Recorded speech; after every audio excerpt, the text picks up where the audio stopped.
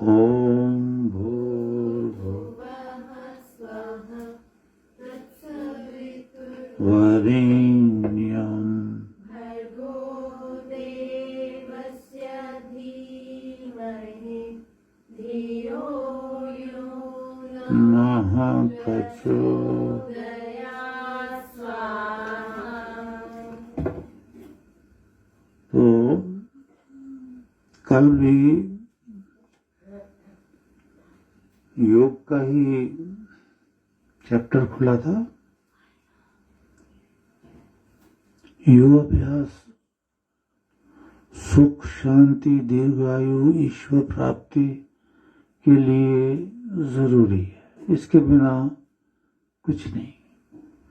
योग से ईश्वर की प्राप्ति होती है, ईश्वर से योग विद्या की प्राप्ति होती है, क्योंकि ईश्वर चारों वेदों में योग विद्या दे रहा है। उस योग विद्या को हम अपनाते हैं तो हमें ईश्वर मिल जाता है। ये भी अलग अलग नहीं है ना। तो जीवात्मा जो है और शुद्ध वेदवाणी को जब प्राप्त करता है ईश्वर से कृपा करके, जब आचार्य मिलते हैं तो उनके मुख से जो शुद्ध वेद वाणी सुनता है, वह स्वयंभू देव जीवात्मा जो है, ईश्वर भी स्वयंभू है, जीवात्मा भी स्वयंभू है। जीवात्मा को भी किसी ने बनाया नहीं है, ये स्वयंभू है। तो जैसे तुलसीकृत रामायण में कहा, ईश्वर अंश जीव अविनाशी, तो ये वेद के विरुद्ध है। जीवात्मा ईश्वर का अंश नहीं हो सकता, ईश्वर के टुकड़े नहीं हो सकते, अच्छिद्रम, उसमें छेद नहीं किया जा सकता। वेदों का प्रमाण है ना ये। तो हम ईश्वर प्राप्ति के लिए वेद की शरण में जाएं। वेद में योगाभ्यास है, आचार्य फिर योगाभ्यास का ज्ञान देता है। तो जब ये स्वयंभू जीवात्मा शुद्ध वेद वाणी को प्राप्त करता रहता है, सुनता रहता है, तो उसकी जो अंतःकरण है, वो जो मन बुद्धि चित्त अहंकार है, प्राण है, बुद्धि है, सब शुद्ध हो जाते हैं। कोई मैल जो है वहां काम क्रोध मद लोभ अहंकार किसी प्रकार का मैल नहीं रहता, अगर जीवात्मा इसको अपनाता है, वेद विद्या को गुरु से सुनता है, और फिर वो ब्रह्म को भी प्राप्त कर लेता है। तो ये जीवात्मा फिर सब जड़ पदार्थों से ऊपर,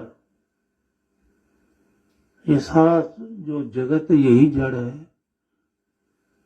तो जीवात्मा का दर्जा इससे भी ऊपर हो जाता है, ब्रह्मलीन हो जाता है। तो जो वेद का ज्ञान है, उपदेश है कि जीवात्मा आचार्य से शुद्ध वेद विद्या को प्राप्त करे, साधना करे, योग की, नाम की, यज्ञ की, अग्निहोत्र की, और आनंद में रहता वो।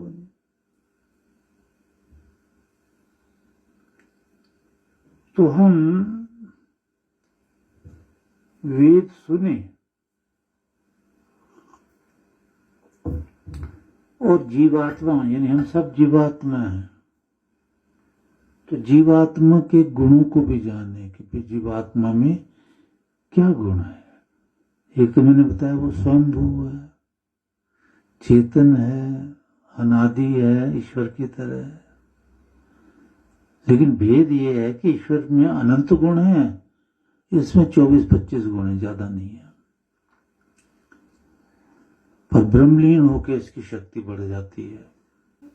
यहां ये भाव दिया परमेश्वर ने कि जो योगी हो जाता है तो योगी के लिए यज्ञ भी जरूरी है, अग्निहोत्र भी जरूरी है, वेद तो सबसे पहले चाहिए ना। तो परमेश्वर कहता है कि हे मगवन, यहाँ मगवन को योगी से संकेत दिया ईश्वर ने कि हे योगी, तेरे अंदर द्यावा पृथ्वी, द्यावा द्युलोक, वो सूर्य चांद सितारे और ये पृथ्वी, अंतरिक्ष और ये अंतरिक्ष, तीनों लोग हैं। तो इनको दधामी मैं स्थापित करता हूं, तीनों लोग तेरे को देता हूं, तीनों लोग तेरे अंदर स्थापित करता हूं, हे योगी है। इसलिए कृष्ण महाराज ने कहा तस्मात योगी भव अर्जुन, हे अर्जुन योगी हो जा। उरु अंतरिक्षम में इसको अंत शरीर के अंदर दधामी, अंदर स्थापित करता हूं। यथा ब्रह्मांडे तथा पिंडे, जो कुछ सब संसार में ब्रह्मांड में है वो सब कुछ अंदर है, सभी के, योगी के नहीं सभी के, लेकिन उसका कोई उपयोग नहीं कर सकता, छुपा हुआ है वो सब कुछ। योगी के अंदर प्रकट कर देता परमेश्वर, वो तीनों लोगों को प्रयोग में ला सकता है। तो और अंत शरीर के अंदर स्थापित करता हूं। सजुहु देवे भी, आप जो हैं हे योगी, विद्वान और अवैरही मनुष्यों, परे ही उन सब से ऊपर हो, क्योंकि अंतर्यामे, यामे मतलब यम नियम जो है कि आंतरिक यम आदि जो योग के 8 अंग है ना, उनमें तुम आनंदित होते हो, उनको सिद्ध करके दूसरों को भी ये ज्ञान दो, ये यहाँ भगवान ने कहा। तो ईश्वर यहाँ उपदेश दे रहा है कि संसार में जितने भी पदार्थ हैं उतने ज्ञान में वर्तमान है। योगी के, योग विद्या से रहित मनुष्य उनको न देख सकता उन पदार्थों को, न उनका उपयोग कर सकता है। इसलिए योगाभ्यास रोज करो। और ईश्वर के बिना कोई योगी हो नहीं सकता। तो ये संकेत दिया है कि आसन प्राणायाम कुछ नहीं करेगा, वेद सुनो और अग्निहोत्र करो, यज्ञ करो, ये ईश्वर की तरफ जा रहा है। इसके साथ साथ योगाभ्यास करो। आज दुनिया में ज्ञान न होने के कारण बस आसन करो, प्राणायाम करो, आसन करो, प्राणायाम करो। तो जस्ट लाइक ये पाप है, मतलब सिन है, बहुत बड़ा पाप है। ईश्वर क्या कह रहा है, और इंसान आज लालच में आकर पैसे कमाने के लिए योग को इंसान ने बिगाड़ के रखा है, वेद के खिलाफ कर दिया। तो अब योग अभ्यास करें, गुरु से सीख कर। प्रत्येक शुभ कर्म करने के लिए पहले यज्ञ करो। यज्ञ में ईश्वर के नाम की स्तुति करो, उनकी सेवक के लिए ही वेदों में बहुत कुछ कहा है। सेवक का दर्जा बहुत ऊंचा बताया भगवान ने। ये प्रार्थना रोज बड़े प्रेम से बोला करो। जब बोलते हो मंत्र, ये प्रार्थना भी, जैसे गायत्री मंत्र महान है, उसको सब मंत्रों से भी महान मानते हैं ऋषि मुनि, ईश्वर नहीं। ईश्वर तो एक जैसे लिखे हैं, एक जैसे मतलब मंत्र बनाए हैं, पर मनन चिंतन करने से पता चलता है ना गायत्री मंत्र बहुत महान है। उसके मैंने अर्थ लिखे हैं, आपको किताब छपी है, याद किया करो, ईश्वर प्रसन्न होता है इससे।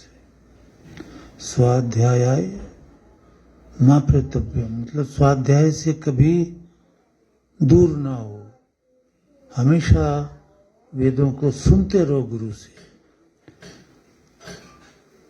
तो ये मंत्र का भाव है विश्वान देव का, सब बुराइयां हमारे अंदर जो हैं, जो पिछले जन्म से लेके आए हैं हम, काम क्रोध मद लोभ अहंकार निंदा द्वेष चुगली चालाकी और न झूठ बोलना, न जाने कितने बुराइयां हैं, हे प्रभु वो हमारी दूर कर दे और हमें अच्छाइयों से जोड़ दे।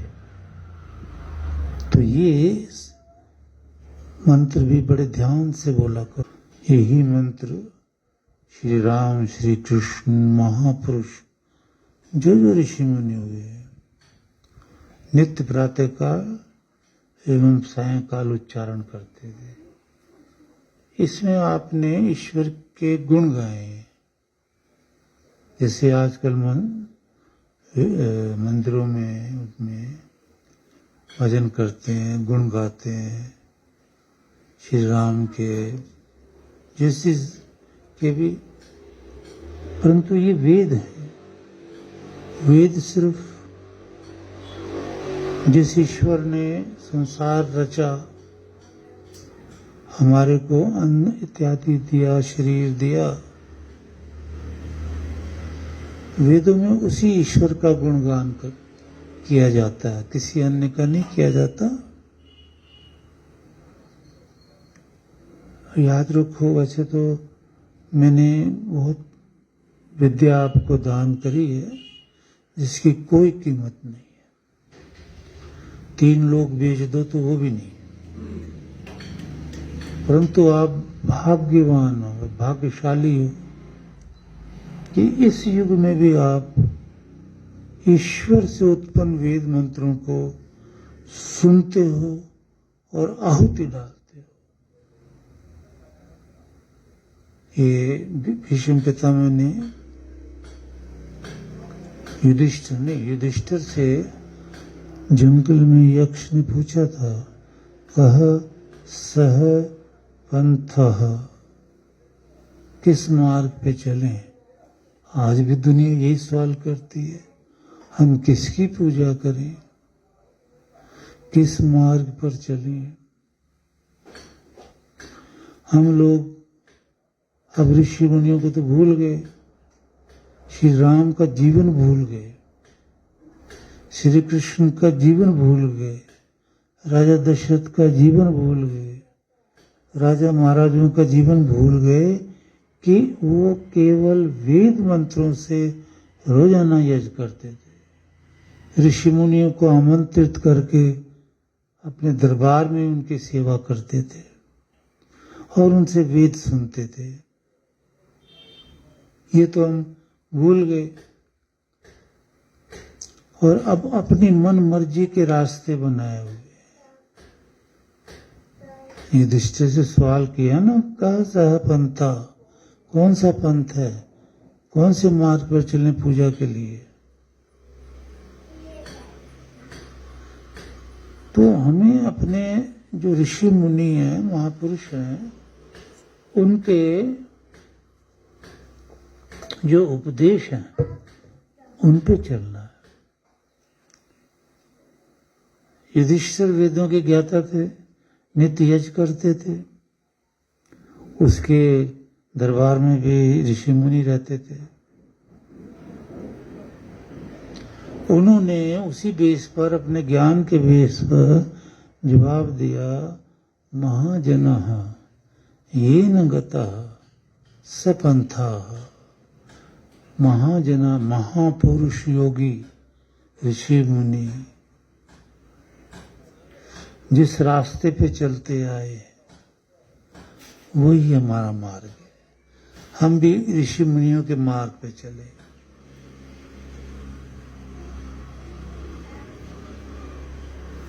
अब ये महाभारत में आया है ये सारा वर्णन, इसका चिंतन मनन कोई नहीं करता। ये जो रास्ते बना दिए साधु संतों ने, लोग उस पे कुर्बान हो गए, जो कि वेद के खिलाफ हैं। ये रास्ते ये ईश्वर के खिलाफ है, ईश्वर की बेइज्जती के मार्ग है। तो वो अब जब तक कोई वेद नहीं सुनेगा, इसको डिसाइड नहीं कर पाएगा कि मार्ग ठीक है या गलत है। ये जो किताब मेरी अभी छप के आएगी 14 तारीख को, लेके जाना, एक एक पन्ना पढ़ना है आप लोगों ने। ये भी किताब बहुत मेहनत से लिखी है। आज इसमें मैंने बताया सच क्या है, झूठ क्या है। वैसे तो हर एक किताब में है, लेकिन इसमें कुछ स्पेशल टाइप से समझाने का प्रयास किया, प्रमाण दे देकर। दिल्ली में एक वरिष्ठ पत्रकार हैं,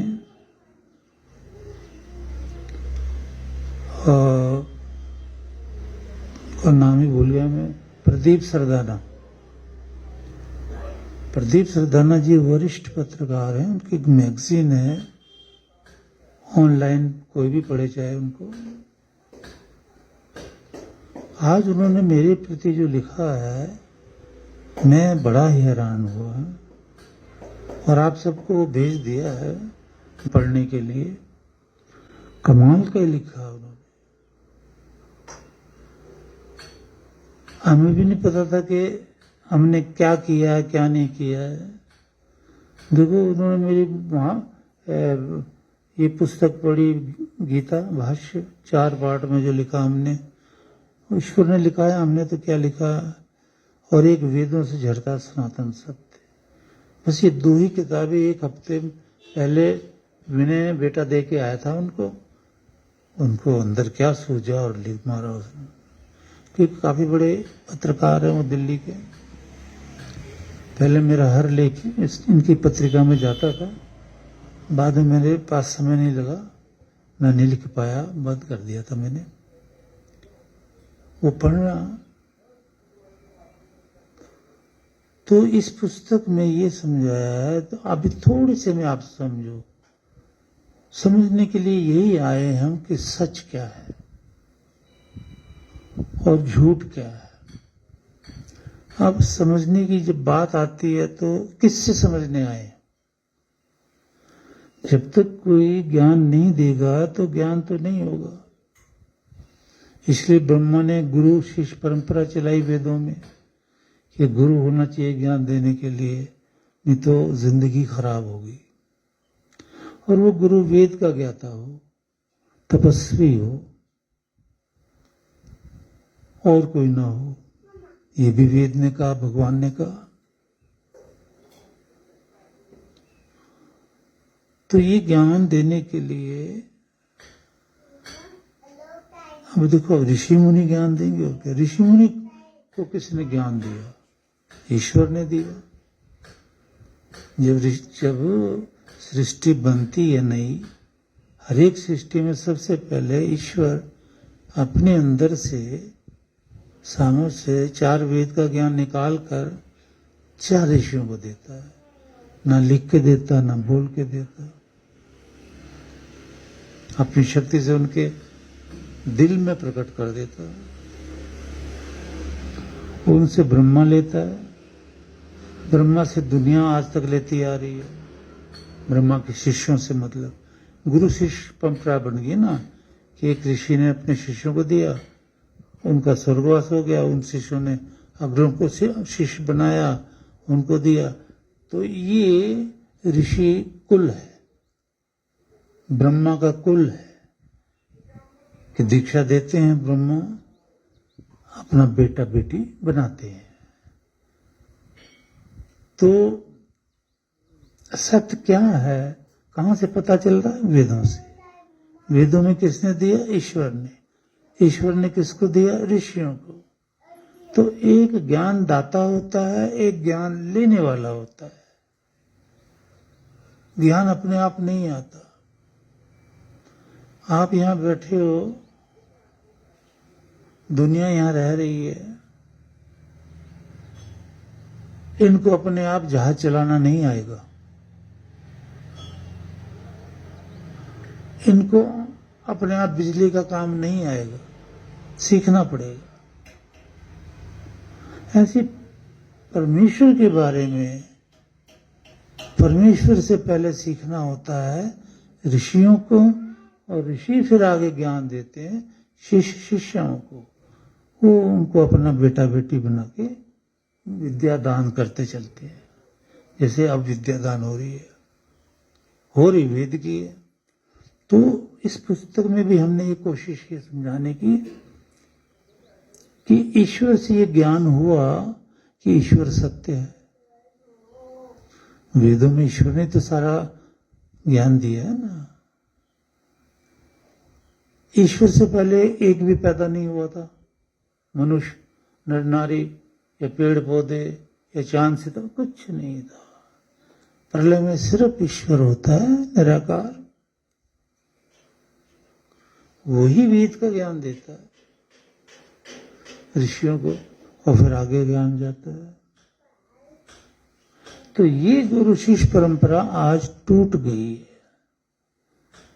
आज अपने आप ही गुरु बन गए और धन कमाने का रास्ता बना लिया, ऐश करना।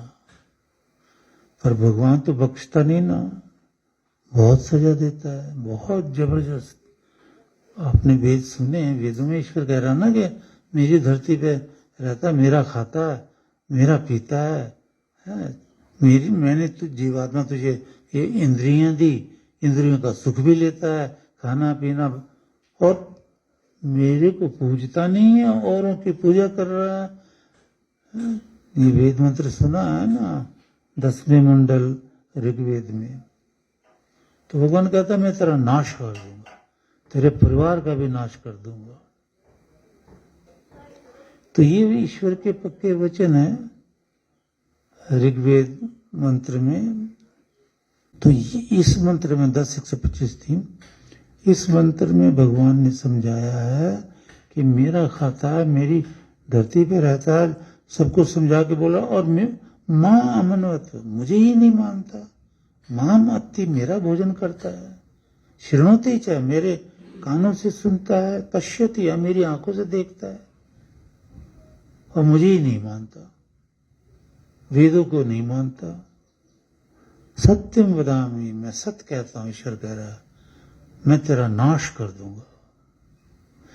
तो लोग वेद नहीं सुनते तो डरते भी नहीं भगवान से। डरे तो तब जब भगवान को जाने। भगवान को तो कोई जानता ही नहीं है, कोई नहीं जानता।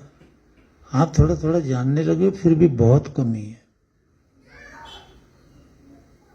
सबसे बड़ा जानना तो यही होता है भगवान का। He is omnipresent. He is omnipresent. He is almighty. He is everywhere. He only the God emanates, from the God emanates the knowledge of the four Vedas.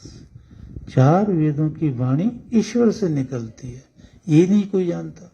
आप सुनते हैं, जानने लगे हैं। जो दुनिया पड़ी है, पूरा विश्व पड़ा। पहले चक्रवर्ती राजा होता था एक, जैसे दशरथ, हरिश्चंद्र वगैरह, श्री राम वगैरह, पूरे ब्रह्मांड का। और सब जगह वेद थे। जब से वेद हटे तो पृथ्वी बट गई। कितने राजा हैं अब तो, कितने देश बन गए।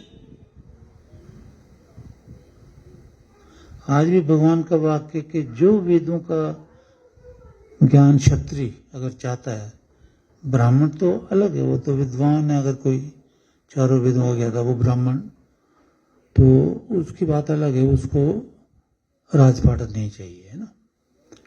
पर क्षत्रिय अगर चाहता है कि मैं राजा बनूं और चक्रवर्ती बनूं, पूरी पृथ्वी का राजा बन जाऊं, तो भगवान कहते चारों वेदों का ज्ञान ग्रहण करो, तपस्या करो, तुम चक्रवर्ती राजा इसी आयु में बन जाओगे। लेकिन चार वेद तो क्या, एक मंत्र भी लोगों को बुरा लगता है कि वे नहीं कठिन है। तो इंग्लिश कठिन नहीं है, हिंदी कठिन नहीं है, संस्कृत कठिन नहीं है। वहां तुम्हारा झुकाव है कि इसको पढ़ के हमें नौकरी मिलेगी, पैसे मिलेंगे, ये लालच है। वेद की तरफ झुकाव नहीं कि इससे हमें क्या मिलेगा। अरे इससे तो पूरी पृथ्वी का राज मिल जाता है। अब देखो कैसे मिलता है, अंदर से भगवान दे देता है। इमा, ये सारा है, इस सर्वम भूमि, सारी भूमि, तुभ्यम, ए कवि तुभ्यम, ए योगी, हे ऋषि तेरे लिए, तो इसमें सुख से रहे, सारे सुख देता है। तो मतलब कहने का ये कि दुकानें नहीं बनानी है, तो ईश्वर के लिए, मतलब पहले कभी बोला करता था, जो तेरे लिए खराब हो जाता है वो हर शय में कामयाब हो जाता है। ईश्वर के लिए कोई खराब होता ही नहीं है। ईश्वर गुरु में अंतर नहीं है ना। कहते गुरु के लिए कोई खराब नहीं होता है। हाँ, मैंने अपने शिष्यों को सबको देखा है, दिल के भी साफ हैं और सेवा में कम नहीं, किसी से कम नहीं। और मेरी आज्ञा ये कि सामर्थ्य अनुसार सेवा करो, सामर्थ्य से ज्यादा बिल्कुल नहीं करनी है। तो ऐसा ही चलता है। तो मैंने इस किताब में समझाया, 2 मिनट में आप भी समझो, उसमें तो ब्रीफ ज्यादा है, पढ़ना है आपने, कि सत्य परमेश्वर है, एक बात। पर कोई मानता नहीं है। माने तो सत्य की ही पूजा करे ना, झूठे परमेश्वर के क्यों कर रहे हो। ईश्वर कहता है न तस्य प्रतिमा अस्ति, परमेश्वर की कोई मूर्ति नहीं होती। आप लोग मूर्ति बना रहे हो, उसकी पूजा कर रहे हो, ये झूठा परमेश्वर है। ईश्वर के बारे में कहा शुद्धम अपाप विद्धम, ईश्वर शुद्ध है। ईश्वर अकायम, उसकी काया नहीं है, शरीर नहीं है। आप लोग अवतार कहते हो, ये उसका शरीर तो है। जब शरीर है तो भगवान कैसे है। ईश्वर के बारे में भगवान ने कहा कि मैं जन्म मरण से परे हूं, मेरा कोई जन्म मरण नहीं होता। आप उसको कह रहे कि जन्म आ गया है, अवतार हो गया है। आपने तो ईश्वर से अच्छी खासी टक्कर ले रखी है। और ईश्वर भी सारे संसार को इस वक्त बारूद के ढेर पे बिठा दिया भगवान ने कि तुम मेरी बेइज्जती करते हो, मैं तुम्हें बर्बाद कर दूंगा। तो एक तो ईश्वर सत्य है। कृष्ण महाराज ने भी कहा, वो अवतार नहीं थे कृष्ण महाराज ने, फिर वो कृष्ण महाराज तो ये कह रहे हैं, ये अर्जुन तेरे मेरे कई जन्म हुए, 4थे अध्याय में। तो जन्म हुए कई, तो ईश्वर तो नहीं हुए। फिर वो मतलब कई जगह वो कह रहे हैं कृष्ण महाराज मैं ईश्वर नहीं। श्री राम को वाल्मीकि जी कह रहे हैं वो ईश्वर नहीं, पर हमारे देश के देशवासी कहते नहीं है। तुम्हें क्या ज्ञान है, तुम क्यों कहते हो ईश्वर। न तुम्हें वेद का ज्ञान, न तुम्हें शास्त्रों का ज्ञान, न उपनिषदों का ज्ञान है। ऐसी ऐसी पुस्तकों का ज्ञान है जो झूठी है, जो ईश्वर के खिलाफ है, उनका ज्ञान है। अभी देखो, मैं अपने बारे में कुछ नहीं जानता, क्योंकि मैं अपने एकांत में मगन रहा, जंगलों में रहा, पहाड़ों में रहा, गुफाओं में रहा, अपने गुरु के साथ तप किया। मैं तो क्या एकांतवासी हूँ, इसलिए यहाँ रहता हूँ, नीचे भी नहीं जाता। पर ये तो जो चल रहा, हम तो कमाले देख रहे हैं कि कैसे ईश्वर की बेइज्जती करके रखी हुई है, कैसे कैसे कैसे कैसे ईश्वर जी। और तो ईश्वर का अवतार हुआ, सुवर अवतार भी हुआ। ईश्वर को सुवर बोल दिया। कोई पढ़ा लिखा भी नहीं सोचता। हमने पुस्तक में एक हिंट दिया है ना कि भाई सुअर दांत पे पृथ्वी को लेके भागा, विष्णु भगवान से छीन ली। अब विष्णु भगवान तो कोई नहीं है, एक ही भगवान है निराकार, उसी का नाम विष्णु है। क्यों? क्योंकि वो विश्ली धातु से विष्णु शब्द बनता है, जिसका अर्थ होता है सर्वव्यापक। तो अलग से कोई विष्णु नहीं है, लोगों ने बना लिया, उसकी मूर्ति भी बना ली, ब्रह्मा भी बना लिया, जबकि सारे निराकार परमेश्वर के नाम है।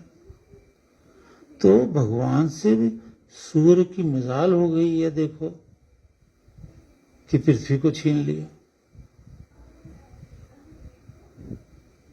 सूअर ने छीन ली और सूअर लेके भागा दांतों पर रख के। मैंने अपनी पुस्तक में लिखा, फिर सूअर के पैर कौन सी पृथ्वी पर पड़ते थे? पृथ्वी तो उसने दांत पे रख ली और भागा जा रहा है। वो कौन सी जमीन पे भागा जा रहा है?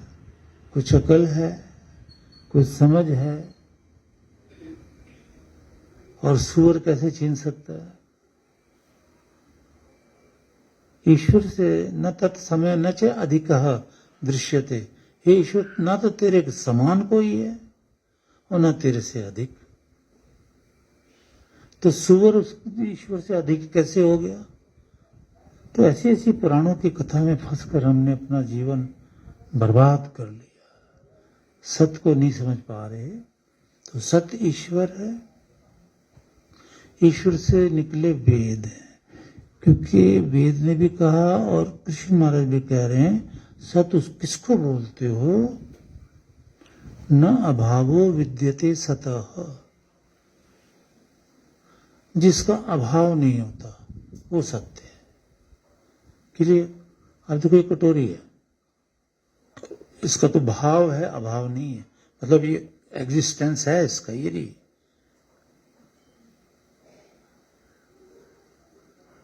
हमें अब इसका अभाव हो जाएगा। कब तक रखोगे इसको? ज्यादा नहीं तो 100 साल में सड़ जाएगी कि नहीं? 200 साल में, 500 साल में, 1000 साल में, नहीं तो परले में। कोई चीज संभाल के आप परले तक रख सकते हो? वो भी नहीं रख सकते। परले में तो सब बर्बाद हो जाएगा, सिर्फ ईश्वर रहेगा। वेद प्रमाण दे रहे हैं ना, ईश्वर प्रलय में भी रहता है। 10वें मंडल 129वें सूक्त का 7वां मंत्र, पहला दूसरा तीसरा मंत्र ईश्वर प्रलय में भी है। और प्रलय में कुछ भी नहीं होता। न सत्य आसीत, न असत्य आसीत, न व्योमो आसीत, व्योमो नहीं आकाश, आकाश भी नहीं होता। न जन्म आसीत, न मृत्यु आसीत, ये ऋग्वेद कह रहा है। न जन्म होता है, न मृत्यु होती है, न पेड़ होते, न कुछ भी नहीं होता सिवाय परमेश्वर के। अब परमेश्वर का अभाव नहीं हुआ, बाकी सबका अभाव हो गया। परमेश्वर ही सत्य है बस, और उसके अंदर वेद है, वो वेद सत्य है। तो सत्य तो परमेश्वर है, असत्य असत्य सा। इसके बाद जो भी लो, चाहे हम, मेरा शरीर है, आपका शरीर है, पेड़ है, पौधे हैं, जंगल है, पूरा ब्रह्मांड है, सब झूठ है। क्योंकि सारा का सारा प्रलय में नष्ट हो जाता है, इसका अभाव हो जाता है। सत्य का अभाव नहीं होता, असत्य का अभाव हो जाता है। तो ये चीजें सीखनी है, समझनी है। आपका पिता तो मैं हूं, पितामह, ठीक है, पक्का रिश्ता है ये हमारा शिष्यों से। ईश्वर ने बनाया रिश्ता, मैंने नहीं बनाया, हमने तो निभाना है। लेकिन परम पिता तो ईश्वर है, सबसे बड़ा पिता तो वो है। जब आप ये वेद सुनते हो, उसके ज्ञान सुनते हो, ये बातें सुनते हो, सत सत वो प्रसन्न हो रहा है, वो आपके अंदर है। तदंतरस्य ततः अंतरस्य, तेरे अंदर है, तदु बाह्यतः, तेरे बाहर भी है, सब जगह उसको जानो। घृतम तीव्रम जुहोतन, ईश्वर इस मंत्र में कह रहा है, हवन कुंड में जलती अग्नि में घृतम, घी की आहुति डालो। आस्मिन हव्या, हव्य मतलब से सामग्री की आहुति डालो। वेद में कह रहा, योगाभ्यास करो, ये भी वेद में कह रहा। आज जो दुनिया पूजा कर रही है, कभी सोचना बेटा घर में बैठ के, क्या वेदों में भगवान कह रहा है ऐसा करने को कि मंदिर बनाओ, मूर्ति बनाओ,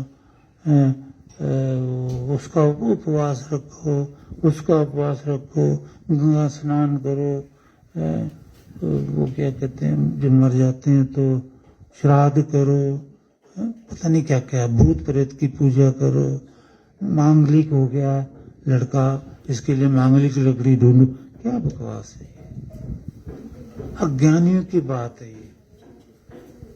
जो वेद नहीं जानते मूर्ख हैं उनकी ये बातें हैं, ज्ञान की बातें नहीं है। ज्ञान तो वेद धातु से वेद है, ईश्वर ने जो ज्ञान दिया वो तो वेद है। अब जो टेढ़ा मेढ़ा काम कर दिया, अपनी मर्जी से पूजा पाठ बना दी, आप अपनी मर्जी से धरती तो बना के दिखाओ, आप अपनी मर्जी से सूरज बना के दिखाओ, बना दोगे? कोई नहीं बना सकता। तो फिर भगवान की बनाई हुई पूजा को आपने क्यों बना दिया? भगवान ने जो तुम्हें पूजा बनाई या इत्यादि वो क्यों नहीं करते हैं? विचार करना है, ये बहुत गहरे विचार हैं ये। अभी भगवान कह रहा कि ये घृतेन, घी में संविधा डालो और फिर मंत्र से आहुति डालो। वो काम आपने कर दिया, जो ईश्वर ने कहा वो आपने कर दिया, ये ईश्वर का मान सम्मान कर दिया आपने, आदर। तो इस आदर मान सम्मान को ही पूजा कहते हैं। तो यज्ञ करने की आज्ञा तो ईश्वर की है, मनुष्यों ने अपनी आज्ञा चला रखी है। और मैंने अभी बताया आपको, बड़ा गहरा ज्ञान है पुस्तक पढ़ना, कि मनुष्य की वाणी भी झूठ है, मनुष्य का मन बुद्धि सारा कुछ झूठ है। शरीर क्यों? क्योंकि इसका अभाव हो जाता है, प्रलय में खत्म हो जाएगा। और शरीर तो अभी खत्म हो जाएंगे, किसी का 50 साल में, किसी का 80 में, किसी का 90 में, किसी का 100 में, ये तो अभी खत्म हो जाएंगे। सारे झूठ हैं, मुंह से जो बोलते हैं ये भी झूठ है, सत्य नहीं है। कोई कहे जी वाह, हम कह रहे हैं कि वेद सत्य है, तो ये क्या झूठ है? नहीं, ये झूठ नहीं है, ये सत्य है। ये आपने मुंह से जो निकाला ये सत्य है, लेकिन ये सत्य नहीं है, ये महाझूठ है। कैसे? ईश्वर समझाता है और कोई नहीं समझा सकता, मुझे भी ईश्वर ने समझाया है। तो ईश्वर समझाता है, वेद में एक मंत्र है कि तुम वेद तो गुरु से सुनते नहीं, गुरु की सेवा करते नहीं, योग साधना करते नहीं, नाम सिमरन करते नहीं, दीक्षा तुम्हारे पास है नहीं, आहुतियां तुम डालते नहीं, और कहते हैं वेद सत्य है। वो कहता मैं ऐसे इंसान की बात को नहीं मानता। क्यों कह रहा है तू वेद सत्य? तुझे वेद का पता ही कुछ नहीं है, तुझे ईश्वर का पता नहीं, और कह रहा वेद सत्य है, भगवान सत्य है। तो तू जो भी, अगर इंसान ऐसी अवस्था में सच भी बोल रहा है, वो भी उसका महाझूठ है। ईश्वर ने उस वेद मंत्र में ये कहा है, ये वेद मंत्र मैंने अपनी पुस्तक में डाले जो आएगी छप के, कहा है कि ये झूठा इंसान है, ये कोई साधना वाधना नहीं करता, इसकी जो बोली है, जिसको भी बोलेगा ना वेद सत्य है, उसको समझ ही नहीं आएगा ये कि क्या बोल रहा है। वो बोला हुआ संसार में सफर नहीं होगा, ये एम ही बोले चले जाएगा। क्या भगवान ने ज्ञान दिया, हद ही कर दी ज्ञान देने में कि बोले जा। तू कौन सा वेद सुनता है, तू कौन सा वेद पे चलता है, तो कितना गहरा ज्ञान है ये। वेद सुनने पड़ेंगे, ये ईश्वर की आज्ञा है। ज्ञान तभी हृदय में आएगा, पुण्य तभी प्राप्त होगा जब गुरु से वेद सुनोगे, अपने मुंह से नहीं, किसी के मुंह से नहीं। हाँ, एक शब्द ब्रह्म होता है, एक पर ब्रह्म। शब्द ब्रह्म होता है वेद। इतनी जरूर आज्ञा दी है भगवान ने कि गुरु का कोई सेवक है, वेद सुनता है, समझने लगा है, वो प्रचार कर सकता है, वो वेदों का प्रचार कर सकता है।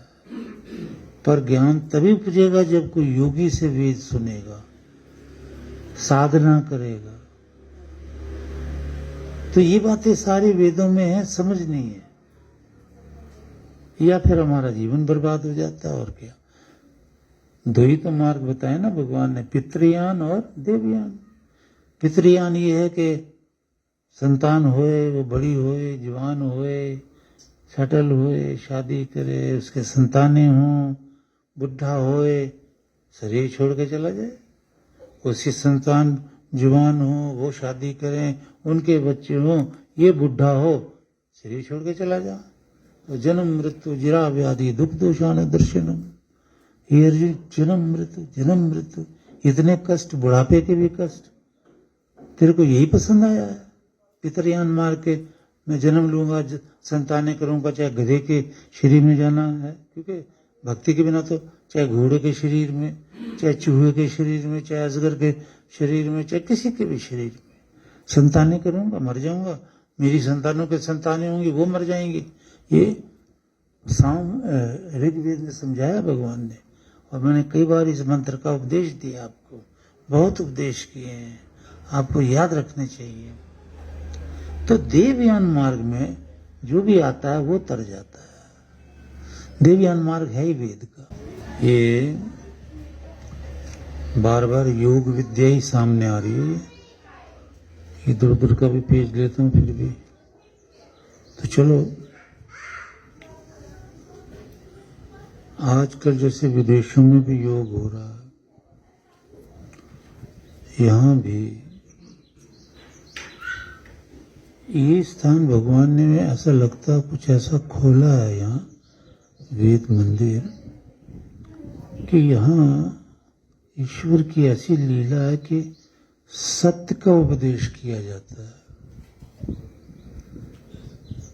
जो दिख रहा है आज संसार में वो सत्य नहीं है। तो योग क्या होता है? योग का अर्थ निकालना आज बहुत मुश्किल है। अर्थ सिर्फ शब्द ब्रह्म। तो योग शास्त्र जो हमने भगवान ने लिखवाया हमसे, उसमें हमने समझाया कि योग तो चित्त वृत्ति को निरोध करता है। चित्त वृत्ति निरोध इति योग, योगस चित्त वृत्ति निरोध। चित्त की वृत्ति को रोकने का नाम योग है। रुक गई है चित्त की वृत्ति, अब सिर्फ ब्रह्म के और कहीं जाती ही नहीं। आपने हमारा जीवन खुला है देखा कभी? नीचे ही गए हो, नीचे भी कभी मेडिकल के लिए कभी तो जाना पड़ जाता है, कभी बाई देव मैं नहीं जाता। तो पीछे मेरी आंख में कुछ सूजन सी आ गई थी तो नीचे गया था मैं, फिर कार से मैं अपनी वाइस स्पेशलिस्ट को दिखा के आया, तो एक ही बूंद डाली उसने, वो ठीक हो गई। तो कहने का मतलब ये है कि योग तो 30-30 हजार 40-40 हजार साल तपस्या करने के बाद कहीं सिद्ध होता है। योग शास्त्र में ही प्रमाण मैंने दिया है किसी ऋषि का जो 33,000 साल तप करने के बाद समाधि भी जिनकी मिली थी, समाधि प्राप्त की। कौन से ऋषि हैं, मुझे तो नाम याद नहीं आता ना, पर नाम सुनना अच्छा होता है। गीतांजलि ऋषि का नाम, तो मतलब जैकी शब्द, हाँ, तो जैकी शब्द ऋषि हुए हैं जिनकी आयु 33,000 साल थी। उसमें उन्होंने ब्रह्म पाया। वो 33,000 साल कैसे थी ये मैं आपको समझाता हूँ। 400 साल से ज्यादा किसी की आयु नहीं हो सकती, और अब तो 100 भी नहीं रही किसी की। पुरातन काल में ब्रह्मचर्य के बल पर 400 साल होती थी। तो जैकी सभ्य जो थे, जैसे अब जन्म हुआ, 100 वर्ष तप किया, डेथ हो गई, वो जीवात्मा निकल के, क्योंकि देवयान योनि में होती हैं ये, योगी के कुल में चली जाती हैं। वहां 100 साल जिए, मर गए, तप करते रहे। ऐसे करते करते जीना मरना, जीना मरना, वो शरीर का होता है, जीवात्मा तो नहीं मरती है ना। तो ऐसे 100 साल कर करके 33,000 साल की तपस्या के बाद उनकी समाधि लगी थी। तो उनसे शिष्य पूछ रहे हैं कि महाराज आपने समाधि में तो कई जन्म देखे हैं। हाँ, कई जन्मों का राज खुल जाता वहां तो हर योगी का। तो कहते महाराज संतोष का सुख तो बहुत अच्छा होगा, यही मेरे योग शास्त्र में मैंने सारा लिखा हुआ है, ये संतोष का सुख कि ईश्वर को, इंसान को सेटिस्फेक्शन आ जाए, आनंद आ जाए। सो अब वो तो बहुत बड़ा सुख है संतोष का। जैकी शब्द ने कहा नहीं बेटा, सबसे बड़ा सुख है समाधि का, जिसमें ब्रह्म लीन होता है जीवात्मा, वो है सबसे बड़ा सुख। संतोष का भी सबसे बड़ा सुख नहीं है। तो योग के बिना भी कोई भगवान को नहीं पा सकता, इसलिए मैंने योग का भी ज्ञान दिया। यहां आप अभ्यास करते रहो, जिसने और कुछ सीखना है वो मुझसे सीखे आगे, मैंने हर बार बोलता हूं। पर जीवन का टाइम बर्बाद मत करो, इस जीवन को हमेशा तपस्या में लगा के रखो। और ईश्वर ने गृहस्थ आश्रम दिया है, इसलिए ईश्वर ने ज्ञान भी दिया कि भाई योगाभ्यास करो, नाम जपो, ये सारा कुछ करो, यज्ञ इत्यादि, गुरु की सेवा, माता पिता की सेवा, लेकिन कुरुन्नेवे कर्माणि, गृहस्थ आश्रम के शुभ कर्म करते करते करो। ये नहीं कि शुभ गृहस्थ आश्रम छोड़ देना है, वो समय तो बहुत बाद में आता है। कहीं उस समय का तो मैं वर्णन करूं तो तब आता है जब हजारों साल की तपस्या के बाद योगी का मन संसार से मुड़ जाता है। वो पता नहीं कब आता है, छोड़ो परे, साधना करते रहो, बस आ जाएगा। तो अब इसमें योग का जो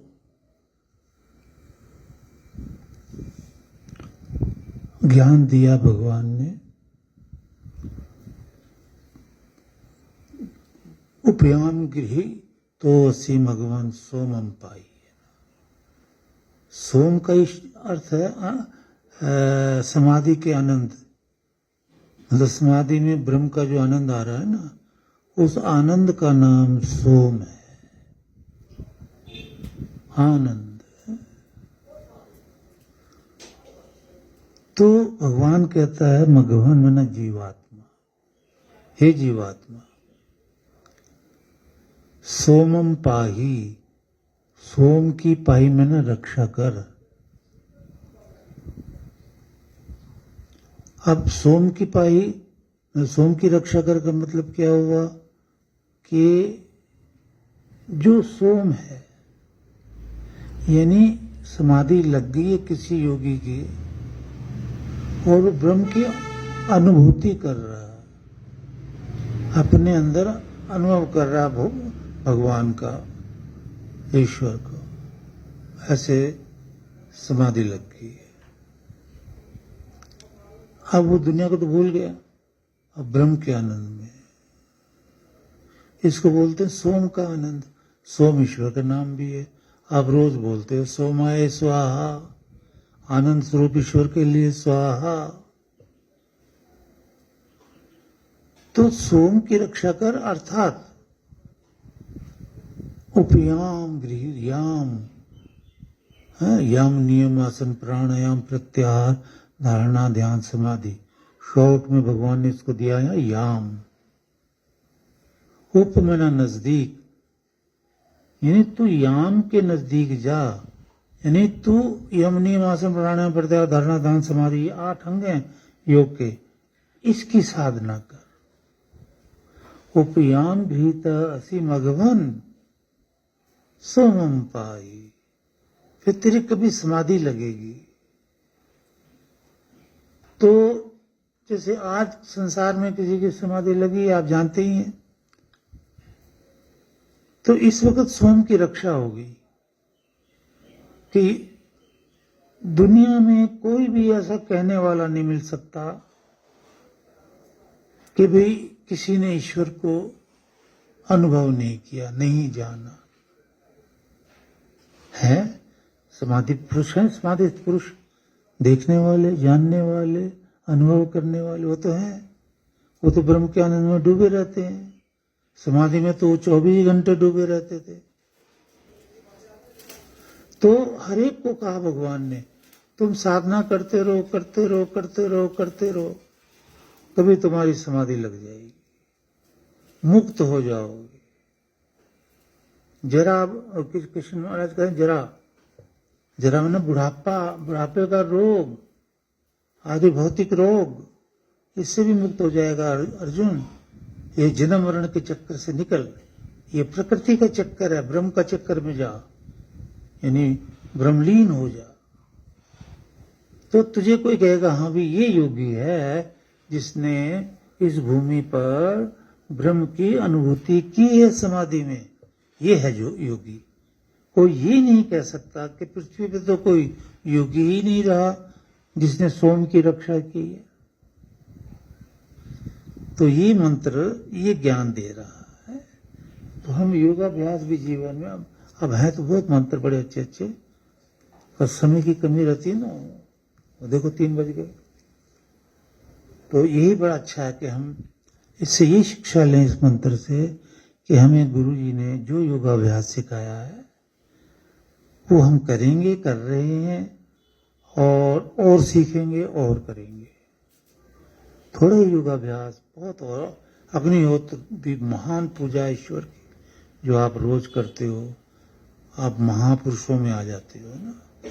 ये जो दुरुक्तम कठिनाई से बोले जाते हैं जो शब्द, बच्चे छोटे होते ना, तोतले भी बोलने लग जाते हैं।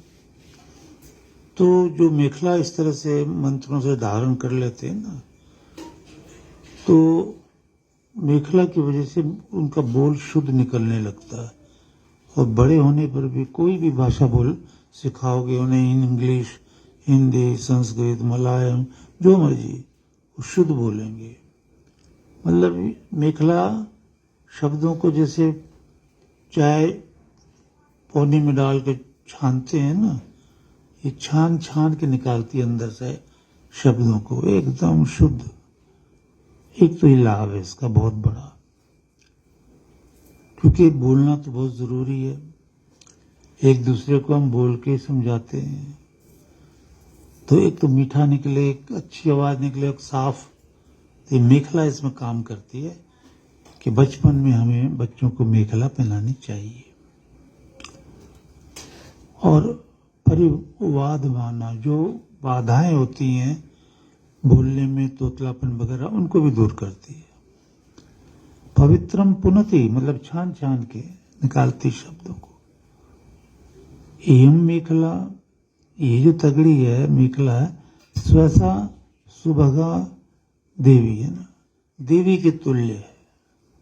मेखला मानो एक देवी है। तो ये स्वसा बोलते हैं बहन, जैसे बहन भाई को प्यार करती है, चाहती है उसका हित। तो मेखला जो पहनाई जाती है ना, जिसको मेखला पहनाते हैं, ये मेखला उसका हित चाहती है, ऐसे जैसे बहन भाई का हित चाहती है।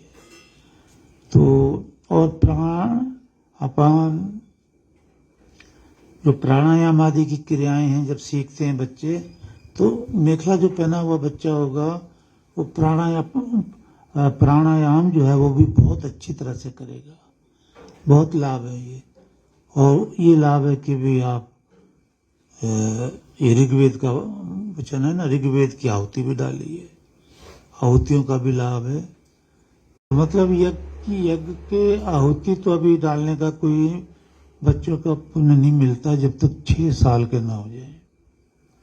तो बैठते हैं डालते हैं तो ठीक है, कोई बात नहीं, पर पुण्य 6 साल से शुरू होता है। अच्छा, एक सूचना ये भी है कि जो किताब हमारी पहली है कि वेद ज्ञान ही सत्य ज्ञान है। दुनिया में और कोई ज्ञान सत्य नहीं कह सकते, कारण कि वेद ज्ञान तो सत्य ईश्वर से निकला है। जैसे लकड़ी से कोई चीज बनाई तो वो लकड़ी के गुण वाली है, लोहे से बनाई तो लोहे के गुण वाली है। ऐसे ही ईश्वर सत्य है, सत्य से जो चीज निकली वेद वो सत्य है, ईश्वर सत्य है, बाकी सब झूठ है। झूठ का मतलब होता है जो नष्ट हो जाता है। हम लोगों के शरीर भी नष्ट हो जाते हैं, ये सारा भूमंडल प्रलय में सब खत्म हो जाते हैं, पेड़ पौधे सब कुछ, मतलब कुछ दिखाई नहीं देता। अब तो दिखाई दे रहा है ना, उस वक्त कुछ नहीं होता, मनुष्य भी नहीं होते, कुछ नहीं होता। इसलिए सारा झूठ है ये, क्योंकि नष्ट हो गए। तो हम सत्य की खोज करें तो एक दिन हम अपने अंदर जो हम हैं, शरीर के अंदर जीवात्मा, उस सत्य को पा जाएंगे। अगर हम नाम जाप करते रहे, हवन करते रहे, यज्ञ करते रहे, वेद सुनते रहे, माता पिता और विशेषकर गुरु सेवा करते रहे, कर जाएंगे। फिर जन्म मरण से हट जाएंगे, एक सत्य में स्थापित हो जाएंगे, सत्य में, ईश्वर में। तो इसलिए इस पुस्तक में हमने यही चीज सिद्ध करी है कि सत्य क्या है और झूठ क्या है। और ये पुस्तक बहुत मेहनत से लिखी इस बार मैंने, क्योंकि किसी की डिमांड थी, मेरी अपनी नहीं थी। मुझे आर्य समाज से, उनसे, आचानंद जी से ऑफर आया कि महाराज जी इन सब्जेक्ट पर 4 पुस्तकें हमें लिख के दो। तो एक लिख दी है, दूसरी राजनीति की है, वो चल रही है लिखाई अभी, फिर तीसरी लिखेंगे, फिर चौथी लिखेंगे। तो ये पुस्तक जो भी पढ़ेगा प्यार से और कई बार पढ़ेगा, समझ समझ के पढ़ेगा, और जो नहीं समझ में आता वो पूछेगा। अगर ये पुस्तक समझ में आ गई किसी के तो सारे संशय नष्ट हो जाएंगे, और भी सत्य का पता चलेगा और झूठ का पता चलेगा। बहुत विद्या है इसमें, 300 पेज की है, और इसका अध्ययन जरूर करना है। ये भी गुरु आज्ञा है, क्योंकि गुरु चाहता है सब विद्वान बने, कोई भी मूर्ख न रह जाए। इनसे भी अच्छा, जैसे श्री राम राजा थे ना, पर वो राजा की तरह नहीं पूजे हैं बिल्कुल भी। अध्यात्म के बाद उनको भगवान का दर्जा दे दिया, because he was equivalent to God. समाधिस्थ पुरुष थे वो, समाधि है, समाधिमान सर्वशास्त्र तत्वज्ञ समाधिमान वेदज्ञ, वेद के ज्ञाता। इस जो पद ने उन्हें सारे संसार में पूजित किया है। और वेदों में मैंने देखा यही भगवान कह रहा है कि आपका यज्ञ अगर करते हैं वेदों की शरण में, गुरु कृपा है, तो आपका यश बढ़ेगा, कीर्ति बढ़ेगी। तो पद से तो कितने आए राजा, कितने चले गए। तो पद एक यश कीर्ति है, टाइम बीइंग, थोड़ा सा और होना चाहिए, क्योंकि भौतिकवाद है, भौतिकवाद का बहुत महत्व है। भौतिकवाद में भी तरक्की बताई भगवान ने, बड़े बड़े अफसर बनो है। हमें बड़ी खुशी है, हमारे बच्चे काफी बड़े बड़े अफसर हैं।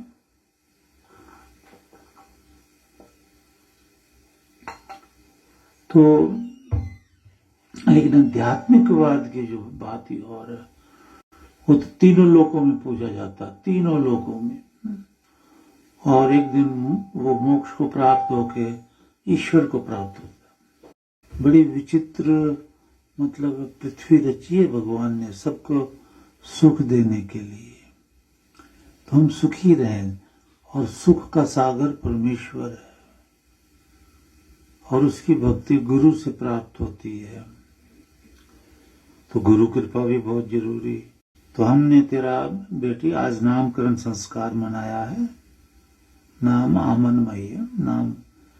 तो कहाँ असी, तू कौन है। तो इस नामकरण से भी ईश्वर ज्ञान देता है कि तू कौन है, शरीर है या जीवात्मा है। तो आंसर यही है कि हम शरीर हैं, मेरा कोई नाम नहीं है, सिर्फ मैं जीवात्मा हूं। नाम तो शरीर का रखा जाता है पहचान के लिए, कि इस शरीर में जो जीवात्मा रहती है उसको जानने के लिए निशान लगाया हमने नाम। तो इसलिए नाम रखना बहुत, नाम से नामी की पहचान होती है ना। तो जैसे आदित्य नाम रखा, तो अब ये नाम जो है जीवात्मा का है, तो अब जीवात्मा की पहचान जो है आदित्य नाम से हो रही है फिलहाल। वैसे जीवात्मा को कोई नाम नहीं है, और जीवात्मा के माता पिता भी नहीं होते, शरीर के माता पिता होते हैं। जीवात्मा को शरीर देते हैं माता पिता।